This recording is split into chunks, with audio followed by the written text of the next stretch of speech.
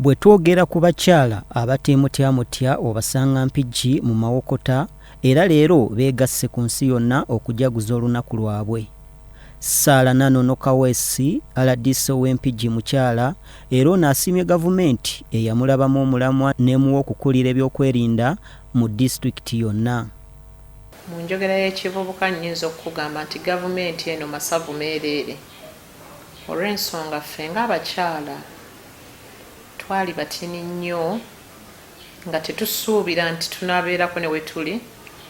Naye nebaza Pulezidenti Yoweri Kaguta Museveni okutegeera nti naffe abakyala tusobola, lwakuba tekyali kyangu nnyo okugamba nti omukyala osobola okulabikira mu kifaananyi kya pulezidenti w'eggwanga, naye kyonna kisa kya Katonda ng'ayita mu mukulembeze w'eggwanga lino naffe abakyala n'atuwa obwesige.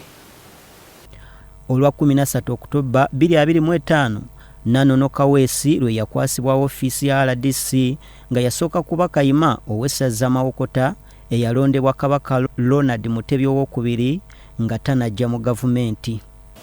Uganda yatuuka ku ssa nti abantu abasinga balowooza ebintu byonna bikolebwa na ssente, era abantu bajja wano abatannakubuulira kizibu kye n'agamba RDC wamalirawo ekizibu kyange birala bindekere. Olaba nga omwoyo gyabwe giyaayaanira bibaasa, kwe kusoomooza okwo nga muli akimanyi nti kyaliko si kikye munda ye, naye abaamanyi agenda kulimbalimba n'ekibaasa.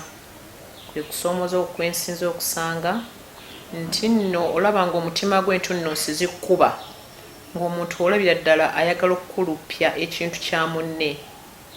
Naye nga nze Nanono Sarah Kaweesi mu bulamu bwange neeteekako etteeka, ngoberera nnyo obwenkanya.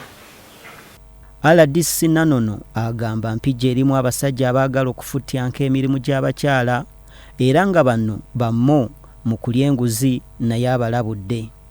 Obubaka bwange nno bugenda eri bassentebe ba LC3, bugenda eri bassentebe ba LC2 ne bassentebe ba LC1, bugenda eri ba SAS, bugenda eri ba town clerk, bugenda eri ba parish chiefs, nti mbagamba ebigambo bino: enkumbi muzigabe, teeka kutanda n'otoolako bokisi z'enkumbi n'oziteeka mu nsonda.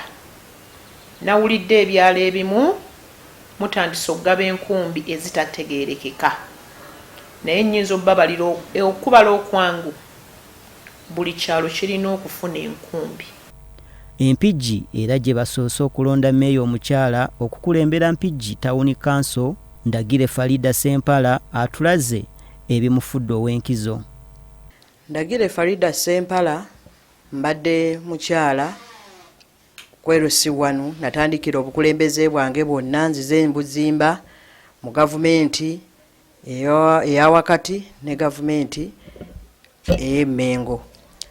Natandikira ku LC1 ng'omukyala ng'era nze secretary wa production ku LC1 ewaffe, nenvaawo nenzija ne neesimbako ku ky'abavubuka, nembeerako w'abavubuka, nenvaawo nenzija nga ngenda nzimba obukulembeze bwange, nembeerako owa LC2, nenvaawo nga nzija ndaba nti abakyala ebifo ebimu tubisobola, nenzija ne neesimbawo nga kansala.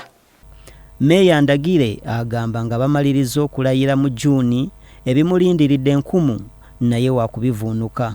Kyala waliwo esente ezijja ez'ebibiina nga by'abakyala, ezo tugenda kuba tuzirondoola okulaba nga zituuka. N'ekirala, gavumenti nsaba nnyo abaami basudde obuvunaanyizibwa bwabwe, egimu ku misango egisinga okujja era okuwaabwa gye gy'abaami okusuula obuvunaanyizibwa bwabwe ne balekera abakyala, era weesanze nnyo nti abakyala kati be basinga okutwala ekitundutundu mu kulabirira amaka n'abaana. Ndagire agamba tagenda kulekera abakyala banne wakubatuusaako obuweereza. Abakyala mbasuubiza mu buweereza obwange buno okuba nti mukyala munnaabwe yayina entebe oba yeyakutte entebe, mbasuubira okutumbula basingle mothers okufuna ebibiina be baba basobola okuba nti bakola oba bayitamu okufuna obuyambi. Nsuubira okubasakira obuyambi okuva ebweru. Nsuubira abakyala ababadde balina emirimu egy'omutwe okubongeramu. Abasajja n'abakyala beekuba mu maka wabula Ndagire agamba bamaama tebagwamu maanyi beekolerere. Era mbasaba abaami nti amaka gasinze kutabanguka lwa butabaamu ssente n'obwavu obungi obuyitiridde. Naye nsaba abaami baffe omukyala bw'aba asobodde ng'olina obusobozi obusobola omufunirayo ka kapito okugenda okuyiiya n'asobola okugatta ku ggwe ky'oba nakyo, kijja kuba kirungi nnyo, kijja kutuyambako nnyo okulaba ng'obutabanguko obwo tugenda tubuwona oba nga bukendeera. Ye Farida Nabbanja yakumakuma abaliko obulemu empigi aliko byawabudde. Twalibadde twongera okubangula abakyala. Omukyala asobola okuba nga yeeyogerera nga bwatuusiddwako ensonga ayasobola okuba n'eddoboozi neyeekubira enduulu. Kubanga singa omukyala atuusibwako ensonga yonna nga talina ddoboozi lya muzinziri asobola kweyogerera, ensonga eyo toyinza kuguka, tayinza kufuna bwenkanya. Gavumenti era kyeyalikoze kulaba nti abakozi ba gavumenti bafaayo nnyo okulaba nti ensonga ezikwata ku bakyala bazisoosowaza, emisomo gituuke mu bakyala ku byalo, buli wamu weetaagisa babe nga bamanyi kyekigenda mu maaso mu ggwanga, kisobola okuba nti kibayambako okuba nti bafuna obwenkanya. Omubaka omukyala ow'empigi Tereza Nambooze n'abakulembeze abalala basimbye emiti emitala Maria ng'abakyala be bakuliddemu okutaasa obutonde bw'ensi. Ng'abakyala buvunaanyizibwa bwaffe obusinga obungi kuba abatumanyi ntulaba nga tuli mu families. Ffe tukubiriza abaana, ffe tukubiriza abaami, ffe tukubiriza eggwanga.